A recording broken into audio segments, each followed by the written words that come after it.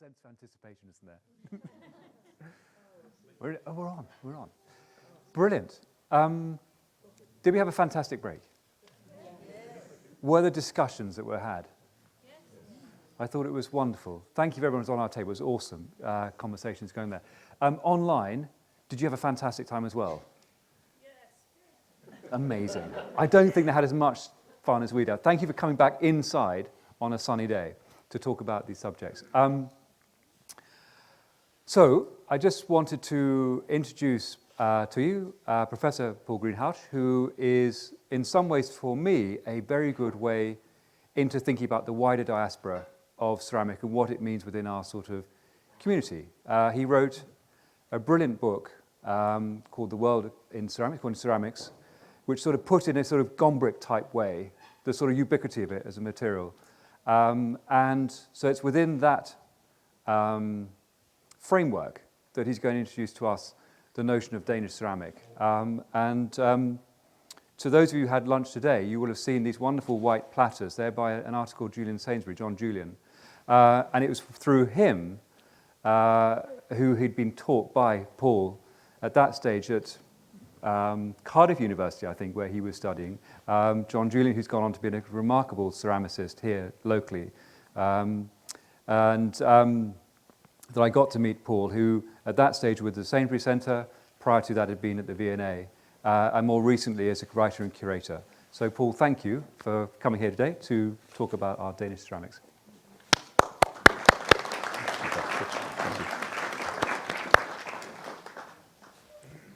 Hi everybody. Is it working?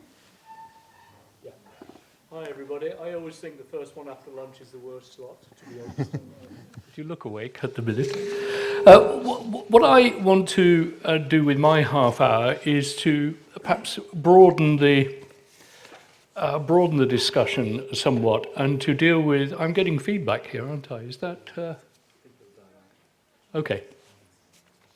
And to broaden the discussion and think about something that for decades has really interested me, which is national identity, especially in the modern period, when in actual fact we're so profoundly internationalized. And I couldn't think of a better country to do it with than Denmark, and for a number of reasons which will come out. But the question I would ask is where does national identity come from? Does it still exist realistically? And how does it impact what we all do?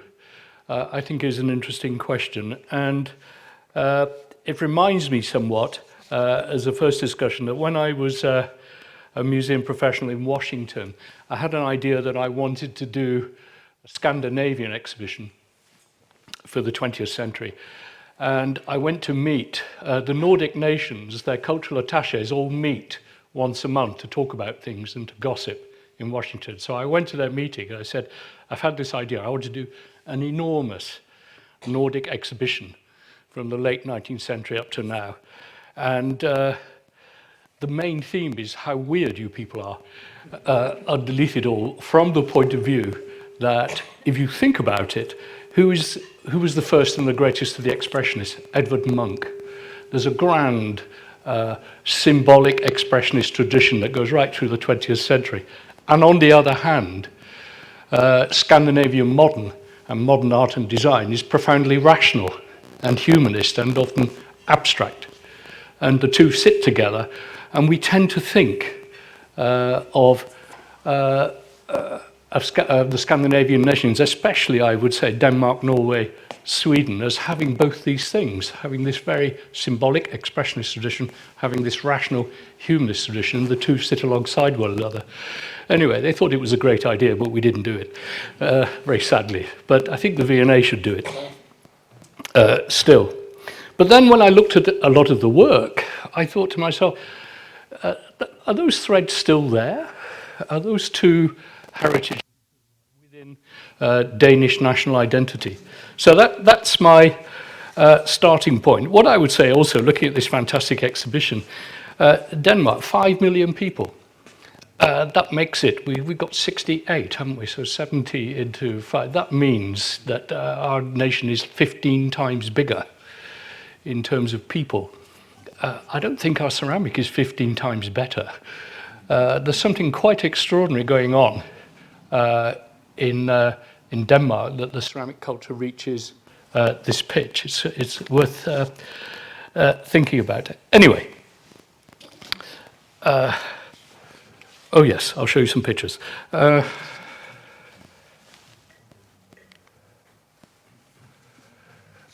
So I want to worry a little bit today about the nature of modernity and modernism, and to think about modernity, humanism, expressionism, surrealism, all being packaged within a single nation and its ceramic heritage. And you can see a range of examples there. Being interested in national identity, one of my favourite scholars is Jared Diamond, whose magnificent book, Guns, Germs and Steel, revolutionised how we look at the populations of the world and the different cultures of the world. And the great thing which Jared Diamond came up with, and to quote him, he says, history followed different courses for different peoples because of differences amongst people's environments, not because of biological differences amongst people themselves. In other words, we're exactly the same species, and the profound differences in our cultures globally over a long period of time is to do with geography, not biology. In other words, where you came from becomes who you are, and it profoundly impacts you. And that led me to start thinking, oh yes, let me go backwards, to think about Denmark and the Nordic nations. And as you see, we tend to define them differently, but, and I took this from the colleagues in Washington, Denmark, Sweden, Norway, Finland tends to be the label Scandinavian, which is used less and less, it seems to me, and Nordic nations is used more. And we tend to forget that there are other national cultures within the Nordic heritage. But today I'll be talking principally about the first four. And I've gone backwards again. We can't get away from the Viking heritage. I suppose the point I was trying to make, and I made it last night as I watched the Danish colleagues walk off to the pub together, that given that it's very difficult, in my view, to go to Denmark and find an argument with anybody, everyone's so incredibly nice, that you have a wonderful social state, that you have all this rational humanism, but they were the Vikings, which don't have a very big reputation, I would say, from about 800 onwards. So we have this very interesting thing, I would say, perhaps buried quite subliminally and quite deep between expressionism and cultural directness and rationalism and collaboration, and the two sitting alongside one another. You can see I'm beginning to develop a theme when I think about the pots as we go forward. Now, one of the interesting things as we look at these magnificent Viking things, essentially Denmark, Norway and Sweden, the remarkable statistic that there are more people genetically related back to the Vikings in England than there are in Denmark. So they did spend an awful lot of time taking other people's countries, and you could easily argue that the British got that idea because they're basically Vikings as well and took it onto a global scale. So there is something very interesting. Now, when we get up back to geography, Denmark has, 1,000 islands. It has a coastline. It has relatively little arable land. So fundamentally and a priori, going abroad for trade and conquest is going to be how your culture survives. So there's an intrinsic relationship between national identity and internationalism at the very beginnings and formation of the culture, which I would argue has continued on.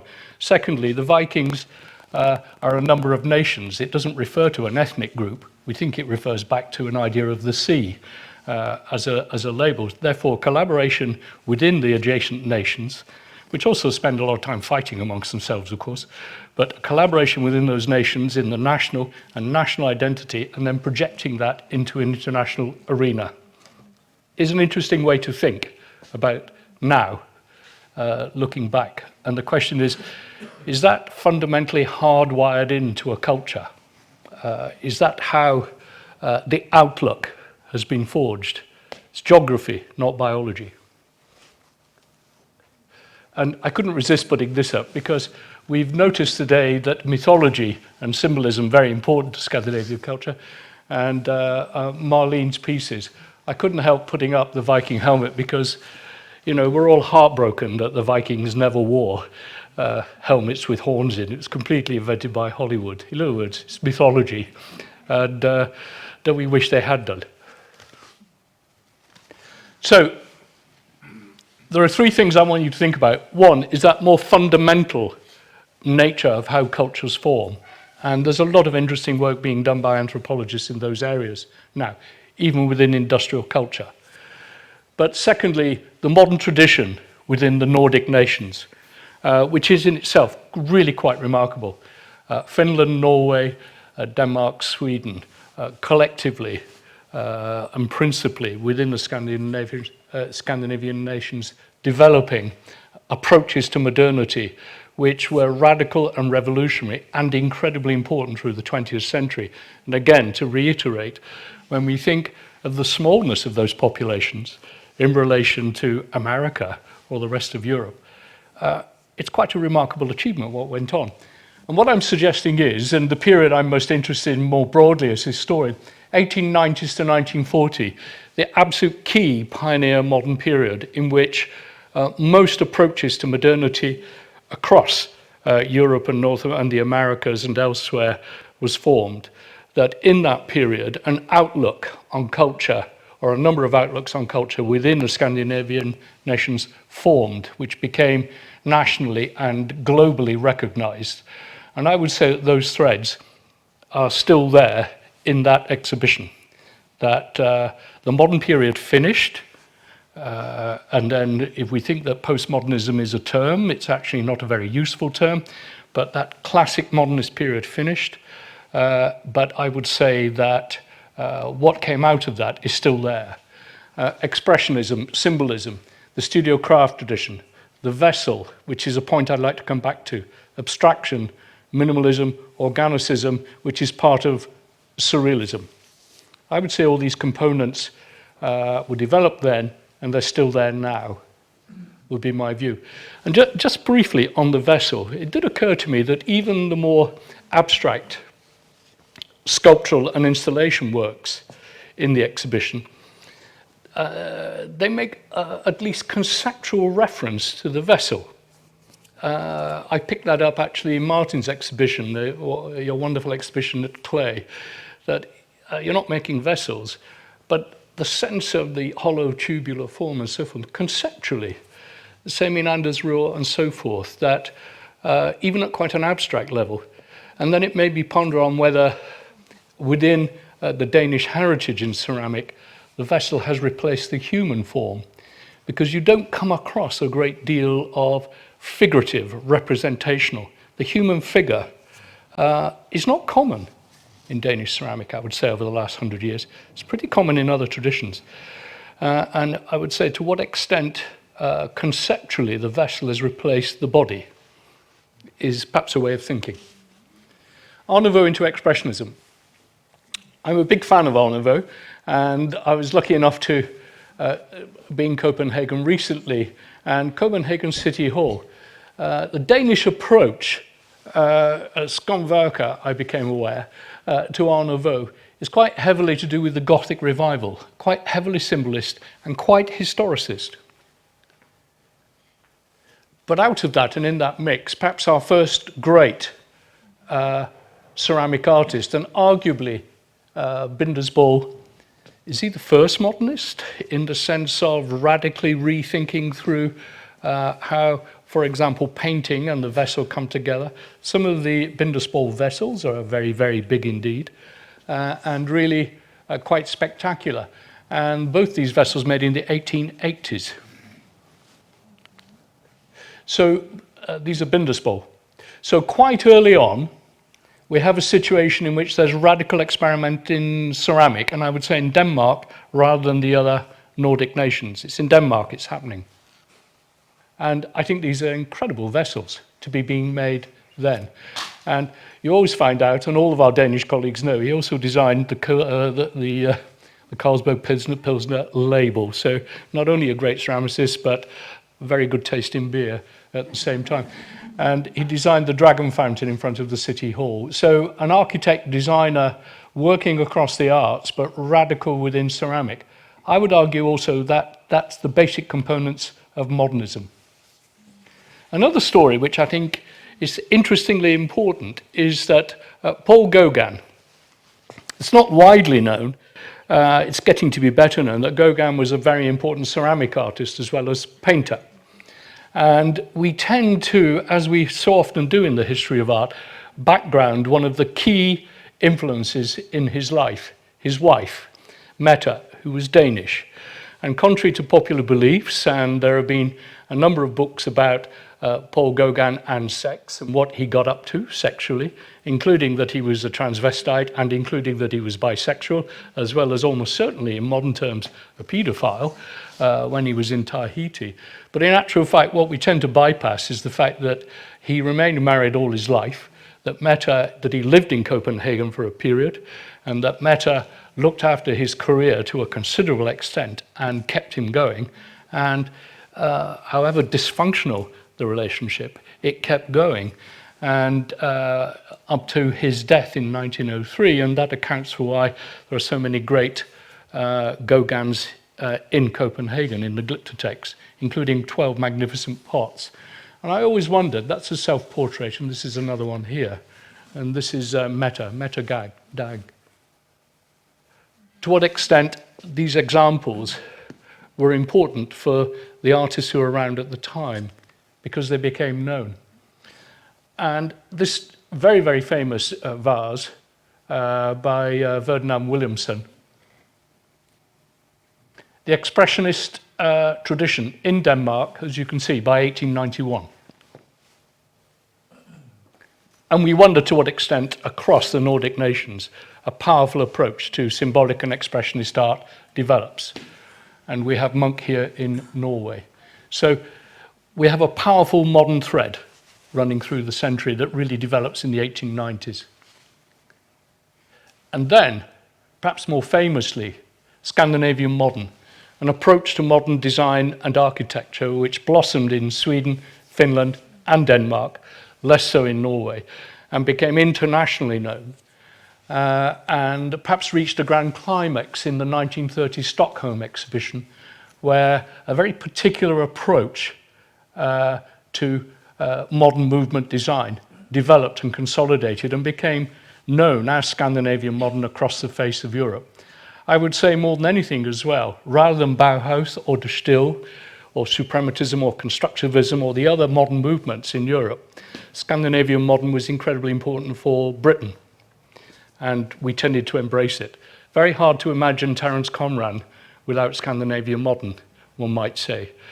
We can put IKEA to one side for a moment and not worry about that so much, but nevertheless underpinning IKEA is a minimal, abstract and functional approach to modernity at a much more popular level. We're looking here, there was a Danish version of it. The Great Expo of 1937 in Paris, perhaps the last and most important of the European enormous expos. It's particularly well known because it was attended by both the Soviet Union under Stalin and Germany under Hitler. And the organizers very insensitively put those two pavilions facing each other. So it wasn't the happiest of expos at the time, and it was 1937, so the Germans will be visiting Paris again within 18 months, not for an expo. And it's when Picasso created Guernica for the Spanish. That's the Danish pavilion. And I would say to you, humanist, concern for materials, not, as it were, pure international modern movement, but there's a sense of a craft ethic, of materiality, of asymmetry. There's something going on in that pavilion which is slightly different from the other moderns, and I would put it to you that that's something to do, and it's different from Sweden and Finland as well, that it's a particularly developing Danish approach. And then when we think of Danish architecture, Arne Jacobsen, one of the most important architects in Europe at the time, if you look at the construction of that building, it's not just shuttered concrete, it's not just, as it were, glass, concrete, and steel. It's got other dimensions to it. And then if we move on into what became known as mid-century modern, what followed the classic modern movements after the Second World War, we tend to forget that Sydney Opera House was built by a Dane. And I would say that's quite a very lyrical approach to modernity. Now, another thing, and we can't really do it, and this is a bit of my film expertise, as you say, my next career is not going to be as a film director. But one of the areas I find especially interesting about the big ceramic manufacturers that developed in all of the Scandinavian countries is that, like Bing and Grandhall and so forth, and across Europe, Råstrand, etc. as well, as you can see here. This is Gunnar Nylander, a Swede, but he had been working in Denmark and then he worked at Råstrand. Is that the big manufacturers tended to plant studio potters in the middle of the factory to design and develop. So they were making one-off, as it were, studio pottery pieces, and some of them were then adapted to be put into production. And as far as I know, that's unique in Europe to take that approach. So a relationship between material, skill, craft, and modernism in the sense of technical production was there at the heart of their industry. Another story is that Gauguin and Meta had 5 children. I have to say, there needs to be more. I'm a big fan of Gauguin. I think tremendously interesting and quite difficult to find material about his time in Copenhagen. But he had 5 children, and one of them was Jean. And Jean went on to be an international reputable ceramic artist. He was at the very heart of the Art Deco style.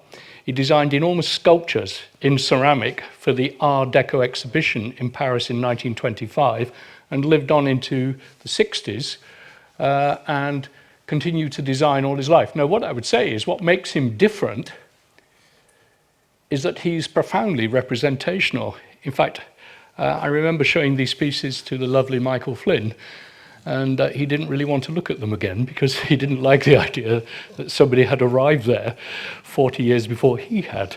That there is certainly an affinity there, I would say. But promoting ceramic as art and the Gauguin connection, quite important, I think. There are many other things going on, and clearly the expressionist tradition, which lives right on post-Second World War. So the Cobra movement, Copenhagen, Brussels, Amsterdam, is what it stands for, and Axel Jorn, the great painter. And this is in the Clay Museum in Denmark. And Jorn spent a lot of time designing ceramics, so the expressionist tradition coming together with the ceramic tradition. So, are we saying hardwired in connections between painting and ceramic, viewing ceramic as an art, centrally and most profoundly so, and seeing ceramic as a symbolic and expressive material through the entire century, not just in the last couple of decades?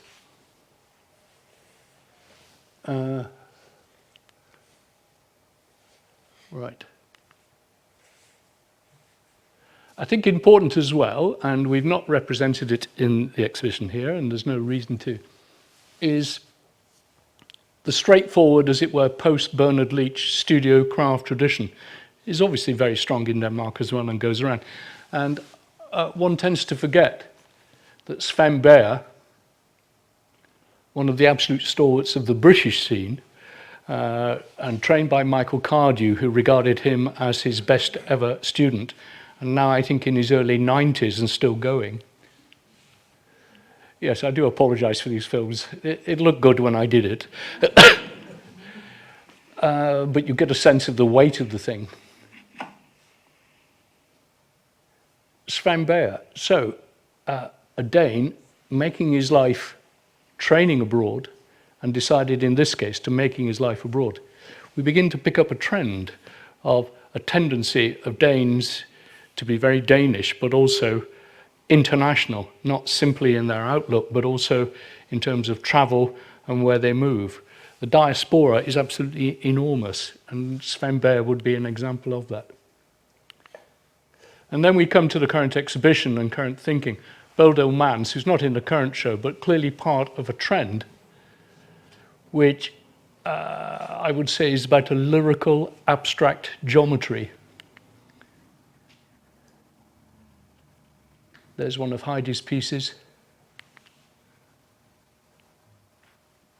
Now, to what extent is there subliminally? I'm not suggesting that these artists are looking directly at Scandinavian modern, or that Martin and Anders are looking directly back at the Impressionists, the Expressionists. What I'm suggesting is that subliminally, it's part of the heritage and somehow soaks in.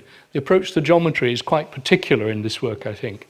It's not overly tight, it's lyrical, it's quite musical, it's exactitude, but then the exactitude is often denied somewhat in order to create an informal poetry in the work. It's geometry as poetry, in a sense. There, Lottie, I told you there's a picture of you. Yes. I felt I had to put that there because when you look at these, you can't tell how big they are just when they're cut away, and because the scale of these pieces is perhaps one of the key elements of it. But use of material, manipulation of the abstract heritage, and I keep using the term lyrical. It seems to me profoundly lyrical and musical. It's how we tend to think of Scandinavian modern, and at the time it was how it's written about, interestingly, by British writers like J.M. Richards, that Scandinavian modernism was a humanist modernism. It wasn't ideological. It wasn't overly abstract. It was to do with people and so forth. That was the heritage that came from the 30s. And I would say it's still splashing around in there, in the logic of a number of the artists. There's two more pieces by Lottie.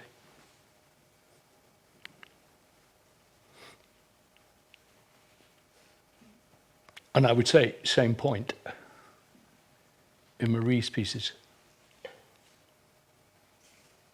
Well, one other element that doesn't really fit my argument, but you'll forgive that, is that I think there's something of surrealism in quite a lot of this work. And that is not just thinking of the surrealism of Salvador Dali. Surrealism was a highly complex affair which grew at the same time as Scandinavian modern and Expressionism in the interwar period. There are two elements of surrealism I think are very interesting.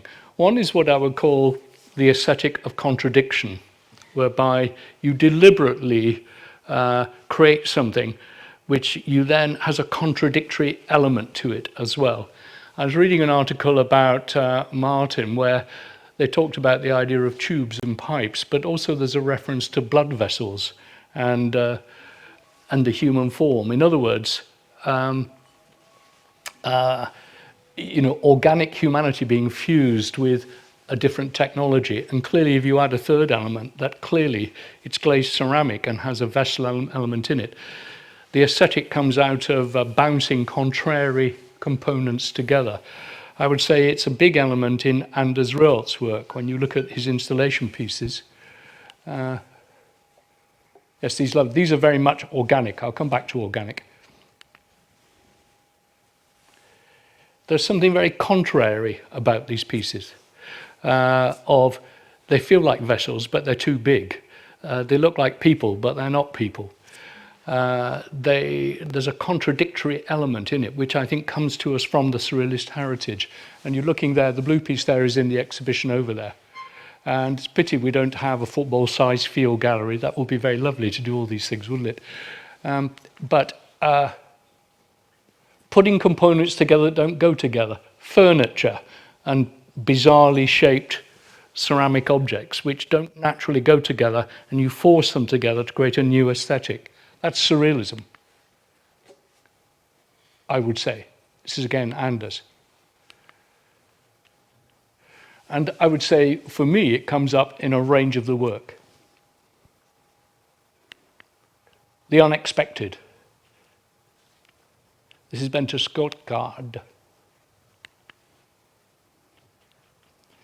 And I think it comes out in Steen's work. I don't think that's the piece in the show, but one very like that.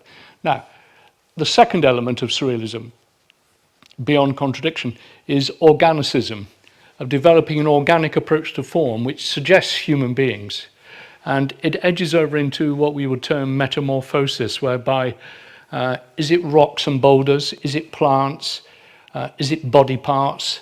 Is it a human being? Well, all of those things are organically fused together.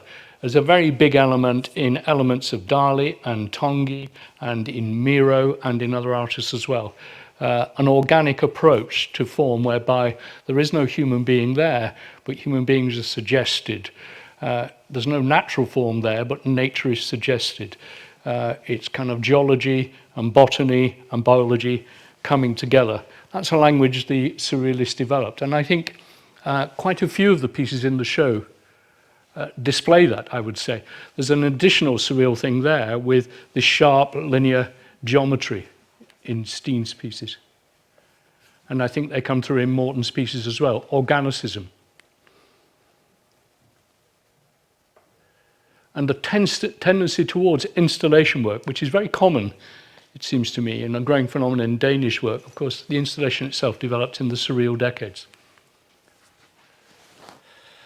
And hopefully this one works. I'm very proud of this one. I think it does work. Yes. There, Martin.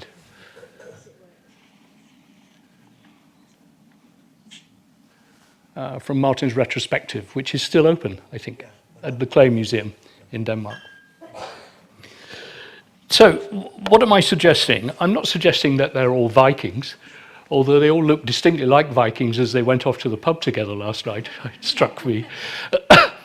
What I'm suggesting is three things. That national identity is deep, it does go back, and it relates to the environment that cultures grow in over a period of time, and it doesn't just disappear in the industrial age and in the modern age, and that internationalism is actually a part of national identity. Some cultures are quite skeptical of an international approach and so forth.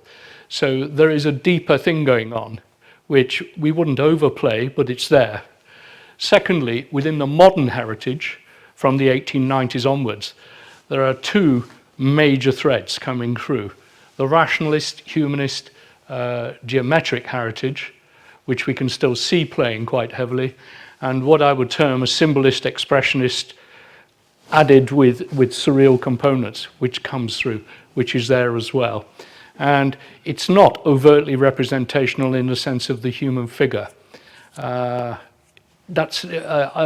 could well have not done enough homework on Danish ceramic, and that's highly likely.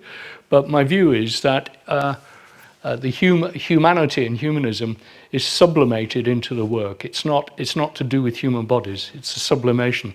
And I think the vessel, across the board, even in the more abstract works and installation works, is frequently still an underlying part of the reality. And brought together, it gives us this magnificent kind of profound, beautiful contrariness, a quite radical different approaches to work, from the geometric through to the expressive, but nevertheless both part of the Danish heritage, which was intertwined through the century. That's what occurred to me when I started looking at this stuff. Thank you.